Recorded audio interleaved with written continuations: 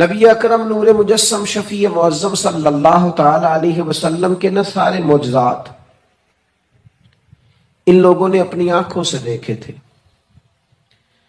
اور ایک دوسرے کے سامنے بیٹھ کے حضور کی تعریفیں کرتے تھے کہ میرا بھتیجا ہے، اس نے کبھی جھوٹ بولا ہو، ہے کبھی امانت میں خیانت کی ہو، ہے کبھی اس کے اندر کوئی نقص دیکھا ہو۔ وہ تعریفیں، وہ خوبصورتیاں، وہ رعنائیاں۔ لیکن جب حضور نے اعلان نبوت کیا نا، اب وہ جو خواہشات نفسانیہ تھی نا، وہ جو باطن کے اندر خواہشات مچلتی تھی، میں سردار ہوں، میرے ڈھیر سارے غلام ہونے چاہیے، میں کسی کو اپنا داماد قبول نہیں کرتا، لہذا بیٹی کو زندہ دفن کروں گا، میں یہ کیسے قبول کر لوں کہ غریب آدمی میرے برابر میں آ کے بیٹھ جائے، برادری کی اونچ نیچ کیسے چھوڑ دوں۔ کل تک کہہ رہے تھے آپ صادق ہیں، آپ امین ہیں، آپ حسین ہیں، آپ باوقار ہیں، ہر چیز بیان کر رہے تھے، اور جیسے ہی کہا حضور نے کہ میں اللہ کا رسول بن کے آیا ہوں، جب ماننے کی باری آتی ہے نا، ماننے کی، حضور علیہ الصلوۃ والسلام پہاڑی پر تشریف فرما ہے،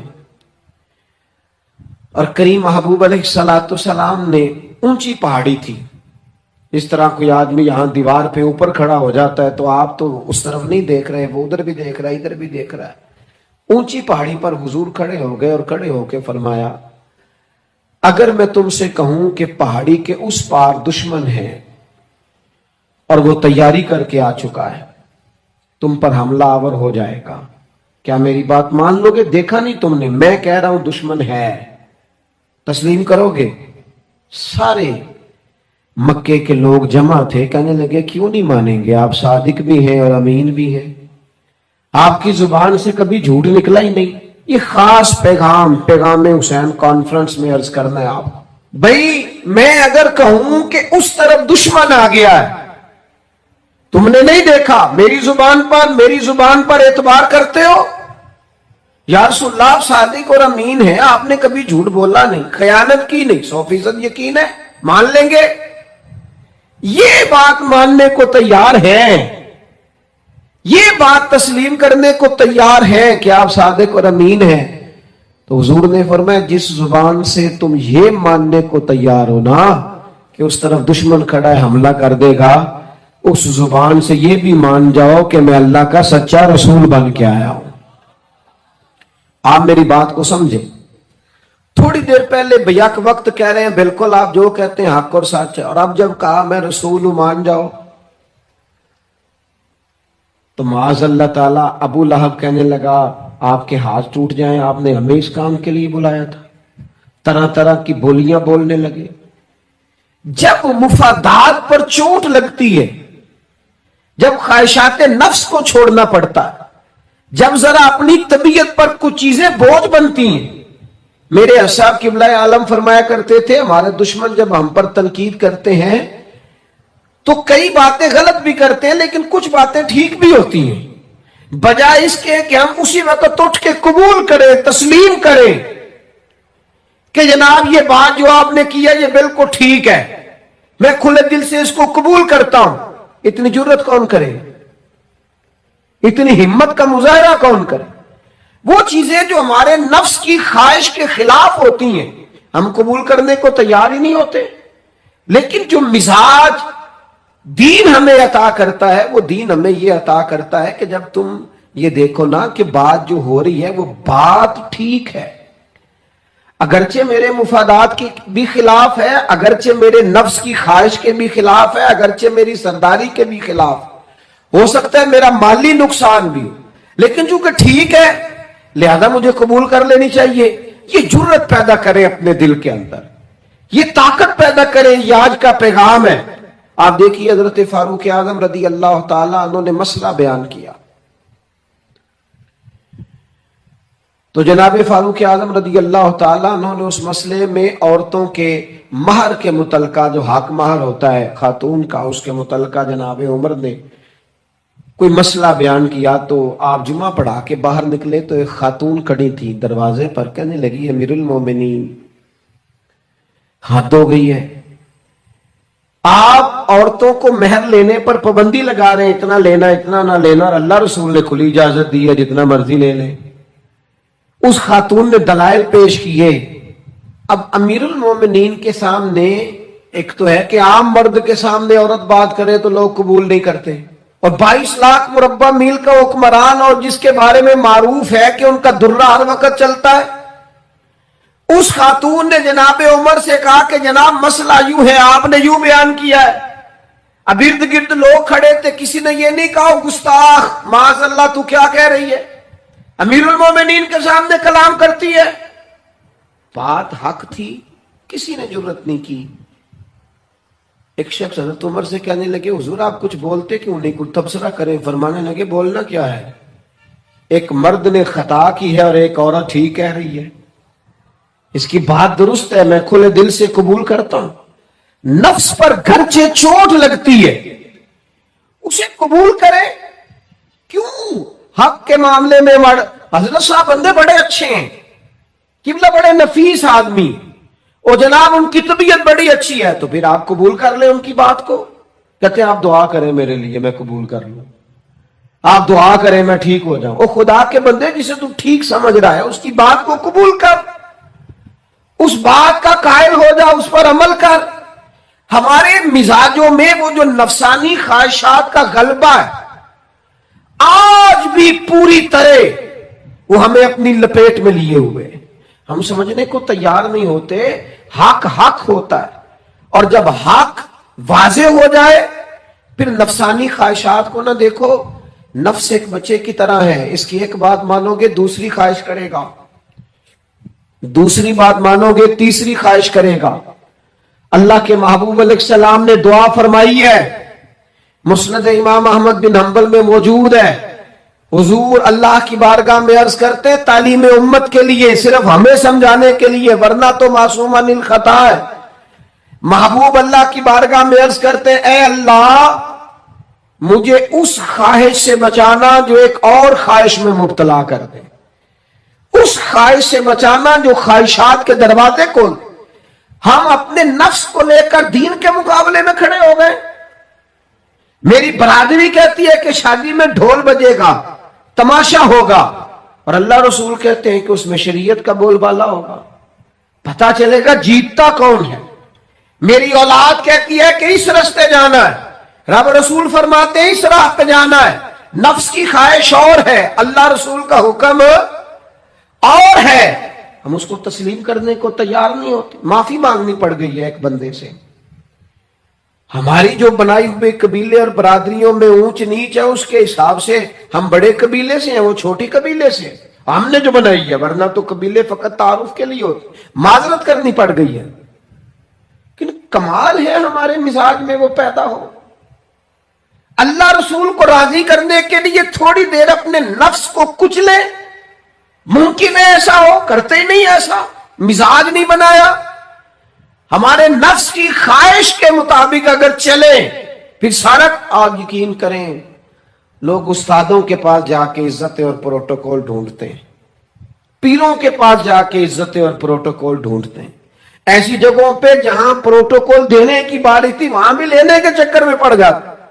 دینی کاموں میں اگر 4 لوگ ایک جگہ پہ اکٹھے کیے جاتے ہیں نا، یہاں دینی کام کر لو، تو وہاں جھگڑا شروع ہو جاتا ہے۔ دینی کام تو کرنا ہے پر آگے کون لگے گا، دینی کام تو کرنا ہے پر اس میں سربراہی کس کو ملے گی، دینی کام تو کرنا ہے اس میں نام کس کا ہوگا، اس میں بڑا قد کس کا شمار کیا جائے۔ اس طرح قومیں آگے بڑھتی ہیں، اہل حق اس طرح ہوتے ہیں، سب سے آگے اپنے نفس کو رکھا جائے اور پھر انسان کا انقلاب آ جائے، یہ کیسے ممکن ہے؟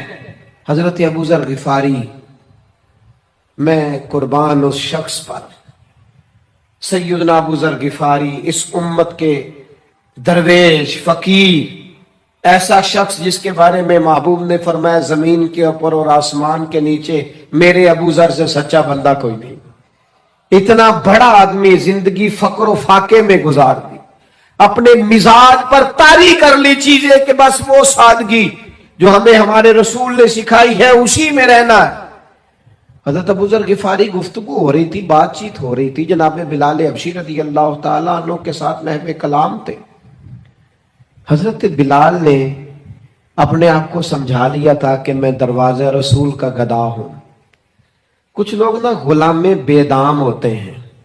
بے دام ہمارے ہاں نا کچھ لوگوں کا پروٹوکول ہوتا ہے، اور کچھ لوگ ایسے ہوتے ہیں جو صبح سے لے کے شام تک جھاڑو دے رہے ہوتے ہیں، خدمتیں کر رہے ہوتے ہیں. میں آپ کو صحیح معنوں میں بتاؤں تو اصل حقدار وہ ہوتے ہیں لوگ، اصل ڈیوٹیاں ان لوگوں کی ہوتی ہیں. حضرت بلال حبشی نے طے کر لیا تھا کہ میں نے بس نوکری کرنی اور توجہ سے کرنی ہے. اور میں آپ کو دل کی بات بتاؤں، میں نے بڑے کیمرے دیکھے اپنی زندگی میں، میں نے بڑا کچھ دیکھا تھوڑے وقت میں. میں آپ سے عرض کروں، وہ بڑی مزیدار زندگی ہوتی ہے جس میں انسان تھوڑا پیچھے بیٹھا ہوا ہوتا ہے، جس میں نا بہت سارے کام ہیں. میں تھوڑے دن پہلے ایک جگہ جماعت کرانے کے لیے کھڑا ہوا، ایک صاحب نے جماعت کی ویڈیو بنانی شروع کر دی. بعد میں مجھے دوست بتانے لگے، او خدا کے بندے، عبادت تقریر میں کبھی رونا آ جاتا تھا، دعا میں رونا آ جاتا تھا، میں نے ضبط کرنا شروع کر دیا، چھوڑ دیا. لوگ آنسو بیچنے لگ جاتے، پیر صاحب رو پڑے. پیر صاحب کس بات پہ روئے؟ او خدا کے بندو، پیر کو معافی لے لینے دو اللہ رسول سے، اپنے لیے اپنے سنگیوں کے لیے اللہ کے حضور اسے آنسو بہانے دو. کوئی چیز تو کیمرے سے باہر رہے، کچھ چیز تو. کیا خوبصورت لفظ ہے مولا علی شیر خدا کے، فرماتے ہیں اسے مبارک ہو جسے تھوڑے لوگ جانتے، اسے مبارک ہو. سے ثبوت نہ پوچھو میتھوں، پلائے نظر کرم کا دھوئی. اے میں جانا یا دل بر جانے، غیر نہ جانے کوئی. میں مسکین پرانا خادم، کسے در ملی نہ ٹوئی. یہ تے واصف یار نے نظر جو کی تھی، تے واصف ہی ہوئی. یہ تو اس کا فیصلہ ہے، ہمارے لیے مقام شکر ہے. ہر مقام پر شکر گزار ہیں، عاجزی کرتے ہیں. لیکن جو معاشرے کا ماحول بن گیا، یعنی ایک بندے سے بھی آپ بغیر کیمرے کے ملاقات ہی نہیں کر سکتے. وہ زیارت کرنے آتا ہے اور وہ ساتھ کہتا ہے 30 سیکنڈ کا میں نے کلپ بھی بنانا ہے. وہ تو زیارت ہو گئی، بات ختم ہو گئی. بات یہ کون سی زیارت ہے جو تو نے قید بھی کرنی ہے ساتھ؟ خدا کا خوف کریں. کیا کس طرف ہم جا رہے ہیں؟ بارہ لام دام برسر مطلب. حضرت بلال حبشی نے طے کر لیا تھا اپنی زندگی میں سادگی، پیچھے پیچھے رہنا ہے. وہ شہرت سے بچنے والا پیچھے پیچھے رہتا ہے، اور میرا جی چاہتا ہے ساری غزلیں اس ظالم کے نام کریں. کچھ لوگ طے کر لیتے ہیں میں نے پیچھے پیچھے رہنا ہے، ان کے اعلان کیے جاتے ہیں، بلایا جاتا ہے، پھر بھی پیچھے نکل جاتے ہیں. جو عرض کرنا چاہتا ہوں، حضرت سیدنا بلال حبشی نے طے کر لیا تھا. ایک دن کسی بات میں نا ہو جاتا ہے رائے کا اختلاف. رائے کے اختلاف کو کبھی مخالفت نہ بنائے. اپنوں سے اختلاف ہو تو اختلاف رائے رکھے، رائے دے، حکم کبھی نہ دے. ہمارے یہاں لوگ حکم دیتے ہیں، رائے نہیں دیتے. بعد میں ادھر ادھر بیٹھ کے شکوے کرتے ہیں، دسو جی میری منی نہیں. وہ بھی تیرے سے مشورہ لیا تھا، قبول بھی ہو سکتا ہے، رد بھی ہو سکتا ہے، ختم ہو گئی بات. کسی بات میں جناب ابو ذر غفاری کا اور حضرت بلال حبشی کا رائے کا اختلاف ہو گیا. حضرت بلال حبشی غلام ہے، جناب ابو ذر بڑے قبیلے سے. تو جناب ابو ذر غفاری نے بات کرتے کرتے حضرت بلال کو کہہ دیا، او حبشن کے بیٹے. تھے بھی وہ حبشن کے بیٹے، لیکن حضرت بلال کے دل کو تکلیف ہوئی. بعض لوگ کہتے ہیں میں نے سچ ہی بولا ہے. سچ اپنے بارے میں بولنا، تو دوسروں کے بارے میں سچ بولتا ہے، اپنے بارے میں بول. صرف تو دوسروں کے لیے بولے. او جی میں نے سچ ہی تو بولا تھا. سچ بولنے کی بھی حکمت ہے. سچ بولنے کی سب سے بڑا سچ کسی کو اللہ کی طرف بلانا ہے. اور میرا رب فرماتا ہے ادعو الی سبیل ربک بالحکمہ. کسی کو اللہ کی طرف بھی بلاؤ تو دانائی کے ساتھ بلاؤ، حکمت کے ساتھ. سب سے بڑا سچ بھی بولو تو دانائی کے ساتھ بولو. تو نے سچ بولا ہے اور تو نے لوگوں کا کلیجہ چیر کے رکھ دیا. یہ کیا انداز ہوا تیرا سچ بولنے کا؟ یہ کیا طریقہ ہوا؟ حضرت سیدنا بلال حبشی رضی اللہ تعالیٰ عنہ کو جناب ابو ذر غفاری نے کہا حبشن کے بیٹے، بات سچی تھی. حضرت بلال کو تکلیف ہوئی، کونے میں بیٹھ کے روئے. اور غلام روئے اور آقا کو خبر نہ ہو. تڑپے جو ہم یہاں تو مدینے خبر گئی. حضور علیہ السلام پتہ چلا، محبوب نے منبر سجایا. حضور کی عادت تھی نامینیٹ کر کے اصلاح نہیں کرتے تھے، بائی نیم نہیں. नामजद करके नहीं, ओवरऑल बात कर देते, समझने वाले समझ जाते। हुजूर फरमाने लगे लोगों को क्या हो गया है, मैंने तो जाहलियत की सारी बातें पांव तले रोन दी थी, अभी भी कहते हैं बिलाल को अबशन का बेटा। हजरत अबू ज़र गिफारी कहते हैं बाकी तो कोई ना समझे तो मैं समझ गया। बड़ा मुश्किल होता है मजमों में उठ के माफी मांगना। हमारे यहां बाद लोग माफी भी इस तरह मांगते हैं कि यूं लगता है गन भी साथ पकड़ी हुई है, माफी दो वरना गोली मार दूंगा। माफी मांगने का भी तरीका सलीका नहीं आता। और दुनिया में कुछ ऐसे नफ्स परस्त हैं, इनको उस्तादों से माफी मांगने पड़ी तो नहीं मांग सकते, मशाइख से माफी मांगने आती है तो नफ्स के बंदे बन के नफ्स की गुलामी करते हैं, लेकिन अपनी इज्जत की जगहों को भी दुरुस्त नहीं करते। कितना बड़ा मुजरम है जो बाप से भी माफी ना मांग सके, जो मां से भी ना कह सके मैं गलती कर गया था। इतनी बड़ी नफ्स परस्ती, तूने आका बना लिया अपने नफ्स को अपना। मजमों में माफी मांगना, एतराफ करना, हक को कबूल करना, अपने नफ्स को ज़िबा करना। हजरत अबू ज़र गिफारी मजमे के बीच उठ के खड़े हुए, चमकता दमकता चेहरा, कबूलियत हक का जज्बा, अपने नफ्स को चीर देना और उस पर पांव रख के रब रसूल का कुर्ब हासिल करने का जायका। जनाब अबू ज़र गिफारी हजरत बिलाल के करीब गए और फिर उनके सामने लेट गए, रो के कहने लगे अबशन के बेटे उठा अपना पैर और रख मेरे सीने पे। मैं इस कौम को बताना चाहता हूं कि था तो तू हबशन का बेटा, पर जब से मदीने वाले का कलमा पड़ा है कायनात में इज्जत वाला हो गया है। ये देखो किसने जर्रों को उठाया और सहरा कर दिया, किसने कतरों को मिलाया और दरिया कर दिया, किसकी हिकमत ने यतीमों को किया दुर्र यतीम और गुलामों को दुनिया भर का मौला कर दिया। हमारा नफ्स की ख्वाहिश बची, रिश्ते नहीं बचे। हमारे नफ्स की ख्वाहिश बची, ताल्लुकात नहीं बचे। नफ्स की ख्वाहिशें बची, हमारे अपने नहीं बचे। नफ्स की ख्वाहिशें बची, माल जमा हुआ, दयानतदारी नहीं बची, वादों की पाबंदी नहीं बची, तिजोरियां भर गई, रूहें उजड़ गई। बददियानती से रिस्के हराम से कमाया हुआ माल, कारे कोठियां बंगले बन गए, बातन उजड़ गया। इसलिए कि नफ्स की ख्वाहिश पूरी की। नफ्स के सामने अगर अंबिया की भी तालीमात आई, लोगों ने तकब्बुर किया, कत्ल तक कर दिया नबियों को, लेकिन अपने नफ्स की ख्वाहिश के खिलाफ जाने को तैयार न हुए। खुदारा वापिस आ जाओ, खुदारा। वक्त आया, ये वक्त बदलता रहा, ये दौर तब्दील होता रहा। लोगों ने अपनी बादशाहियां कायम करने के लिए बड़े बड़े कत्ल किए। हलाकू खान ने इंसानी खोपड़ियों के मीनार बनाए। लोगों ने बड़े बड़े जुल्म किए, जबर किए, खौफ और हिरास फैलाया। अपने इख्तिदार पक्के करने के लिए बड़े बड़े जबर किए। फिर क्या हुआ? ऐसी ऐसी बीमारियां लगी जिनके इलाज ही कोई नहीं थे दुनिया में। भरी हुई तिजोरियां, पैसे बाहर गिर रहे हैं, पर डॉक्टर कह रहा है तेरा मर्जी वो है जिसका इलाज ही कोई नहीं। अल्लाह तबारक व तआला के कानून से जब लोग टकराते हैं, फिर पाश पाश हो जाते हैं। वक्त गुजरा, टाइम यजीद का आया।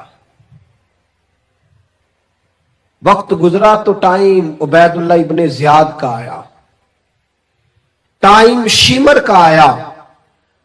1450 साल गुजरने के बाद इस हजारों के मजमे में से एक एक बच्चे को हदीस याद है कि हसन और हुसैन जन्नती जवानों के सरदार हैं। बताओ, यजीद को नहीं आती थी, शिमर को नहीं पता था, कलमा तो पढ़ते थे ना ये। उबैदुल्लाह इब्ने ज़ियाद को नहीं पता था। नबी पाक अलैहिस्सलाम के कंधों पर हसनैन रहे, इन सबको पता नहीं था। ये जानते नहीं थे कि ये वो हसनैन करीमैन है जिनको हुजूर सुनते थे, फरमाते थे ये मेरे फूल है दोनों। کیا بات رضا اس چمنستان نے کرم کی، زہرا ہے کلی جس میں حسن اور حسین پھول۔ آج 1450 سال گزرنے کے بعد امت کو حدیث آتی ہے کہ نبی پاک علیہ السلام نے فرمایا جس نے حسن اور حسین سے پیار کیا اس نے مجھ سے پیار کیا، جس نے ان سے بغض رکھا اس نے مجھ سے بغض رکھا۔ کلمہ پڑھتے تھے، مسلمان کہلاتے تھے۔ 10 محرم کو جمعے کا دن تھا، امام حسین امامہ باندھ کے گھوڑے پر بیٹھ کر خطبہ دینے لگے تو ایک شخص اندر سے بول کے کہنے لگا حسین تقریر لمبی نہ کر، ہمارا جمعہ لیٹ ہو رہا ہے۔ بلے و نمازیوں، سامنے وہ شخصیت کھڑی ہے جس پر ابھی درود پڑھیں گے نماز میں، اللہم صلی علی محمد وعلی، ابھی درود پڑھیں گے حسین ابن علی پر، ابھی شہید کر کے ابھی درود پڑھیں گے، وہ سامنے کھڑے۔ اور امام حسین کا ایک جملہ تاریخ نے یوں لکھا ہے کہ شاید ریت کے ذرے بھی تڑپ گئے۔ امام علی مقام فرمانے لگے مجھے غور سے دیکھو، تمہیں پتہ ہے میں کون ہوں؟ تم جانتے ہو میں کون ہوں؟ نبی پاک نے فرمایا تھا یہ حسن اور حسین میرے بیٹے ہیں کیونکہ میری بیٹی کے بیٹے۔ تمہیں پتہ ہے میں کون ہوں؟ سامنے امام حسین کھڑے، فرمایا مجھے جانتے ہو؟ اور امام علی مقام فرمانے لگے میں تمہارے نبی کا نواسا ہوں، اور آج کے بعد تمہیں کسی نبی کا کوئی نواسا نہیں ملے گا، کیونکہ نبی پاک آخری نبی ہے، اور جب حضور کے بعد کوئی نبی نہیں آئے گا تو کسی نبی کی اولاد کیسے ہوگی؟ تمہیں آج کے بعد کسی نبی کے نواسے کی زیارت نہیں ملے گی۔ میں کیسے آپ سے یہ بات آپ کو عرض کروں کہ سامنے حسین ابن علی بھی ہوں تو لوگ نفس کی خواہشیں پوری کرتے ہیں، لوگ اپنی کرسیاں پکی کرتے ہیں، لوگ گورنریاں پکی کرتے رہے، لوگ گڈ بک میں جانے کے لیے ایک دوسرے کو شاباشیاں دیتے رہے، جشن ہوتا رہا۔ سب سے پہلے ایک شخص نے امام حسین کا قافلہ روکا تھا، اس کا نام حور بن یزید تھا، سب سے پہلے اس نے روکا تھا، وہ ایک لشکر کا سپہ سالار تھا۔ جب امام حسین رضی اللہ تعالیٰ عنہ نے خطبہ پڑھا نا تو حور یزیدی فوج میں تھا، واپس گیا اور عبید اللہ ابن زیاد سے جا کے کہنے لگا، یا جو بھی وہاں لوگ موجود تھے یزیدی فوج کے، ان سے کہنے لگا تم نے تو کہا تھا کہ صرف راستہ روکنا ہے، تم نے تو کہا تھا کہ صرف ان سے کچھ منوانا ہے، تم نے تو جب مجھے بھیجا تھا تو کہا تھا کہ بس تھوڑے معاملات ہیں، اور سچ بتاؤ نبی کے نواسے کو شہید کرو گے؟ تم نے تلواریں نکال لی ہیں، نیزے نکال لیے ہیں، تیر نکل آئے ہیں، تیاری مکمل ہے، مجھے سچ بچاؤ، کیا حسین ابن علی کی گردن پر خنجر چلانے لگے ہو؟ سیدہ فاطمہ کا جگر پارا شہید ہوگا، کیا یہ خبر سچ ہے؟ یوں ہوگا؟ تو کہنے لگے ہاں یہی حکم ہے ہمیں، یہی تیاری ہے، یہی پروگرام ہے، یہی پلان ہے، یہی ہوگا۔ کہنے لگا میں اور آپ تو مدینے والے رسول کا کلمہ پڑھتے ہیں، تو کیا محبوب کے نواسے کو ذبح کرو گے؟ جناب علی اکبر کو جن کا چہرہ رسول پاک سے ملتا ہے، حضرت قاسم بن حسن کو، جناب علی کے بیٹوں عباس بن علی کو، حضرت علی کے بیٹے ابو بکر بن علی کو، حضرت علی کے بیٹے عمر بن علی کو، حضرت علی کے بیٹے یہ بھی 3 کربلا میں موجود، حضرت عثمان ابن علی کو، ان کو شہید کرو گے؟ نے کہا ہاں تیاری ہو گئی ہے۔ تو سب کے ضمیر مردہ نہیں ہوتے، ہاں بڑی بڑی سخت جگہوں پہ پھول اگتے ہیں۔ اور نے جب ان سے کہا کہ تمہارا پکا ارادہ ہے، کہا پکا ارادہ ہے، تو اس نے کہا یہ زیرہ پکڑو، یہ عہدہ پکڑو، مجھے تمہارا دیا ہوا عہدہ نہیں چاہیے، حسین کے نانا کی دی ہوئی جنت درکار ہے، یہ رکھو اپنے پاس، مجھے تمہارا ایڑی لگائی اس نے اور دوڑا۔ اور امام حسین کے قدموں میں گیا، کہنے لگا حضور میں مجرم ہوں، میں خطا کار ہوں، میں نے سب سے پہلے آپ کو روکا تھا، پر مجھے قسم ہے اللہ کی میں جانتا نہیں تھا ان کا ارادہ کیا ہے، حضور بھول گیا، غلطی کر بیٹھا، یہ انتے ہوں گے، ان کی آنکھوں پہ پٹی بندی ہوگی، اور مجھے تو پتہ ہے نا کہ دنیا کو پھر محمد کا نواسہ نہ ملے گا، مجھے خبر ہے،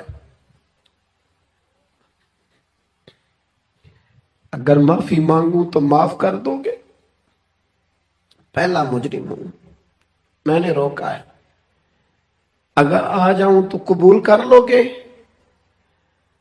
یہ ظرف، یہ حوصلے، یہ توانائیاں اگر ہیں تو سیدہ فاطمہ کے دودھ میں ہیں، یہ شیر خدا کی تربیت میں ہے، یہ محبوب نے جو ان کی زبانوں کو چوسا تو اس کرم میں ہے۔